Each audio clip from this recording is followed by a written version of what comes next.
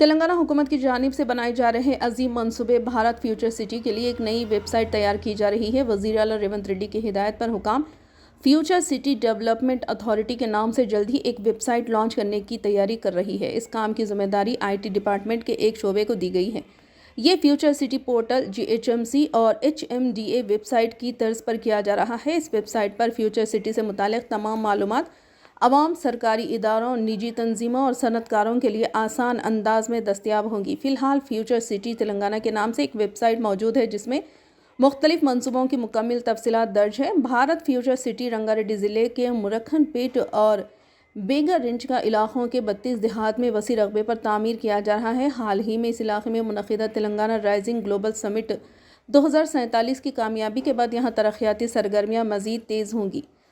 IT اور pharma کمپنیوں کے ساتھ ساتھ گیمنگ زونز اور تفریحی مراکز بھی قائم کیے جا رہے ہیں۔ پہلے مرحلے میں 32 دیہات میں 432 مربع کلومیٹر رقبے پر فیوچر سٹی تعمیر کیا جائے گا، جبکہ مستقبل میں توسیع کے لیے 56 دیہات اور 765 مربع کلومیٹر رقبہ شامل کرنے کا منصوبہ ہے۔ یہاں مکانات، ملٹی سٹوری عمارتوں، صنعتوں اور نجی تعلیمی اداروں کے قیام کے لیے تمام اجازت نامے آن لائن دیے جائیں گے۔ حکومت نے فیوچر سٹی کے اطراف علاقوں میں نجی زمینوں، پٹہ زمینوں اور سرکاری زمینوں کی حد بندی کے لیے خصوصی طور پر 20 سرویس مقرر کیے ہیں۔ حکام فروری کے اختتام تک مرکھن پیٹ سے فیوچر سٹی کا مستقبل دفتر قائم کرنے کی تیاری کر رہی ہے۔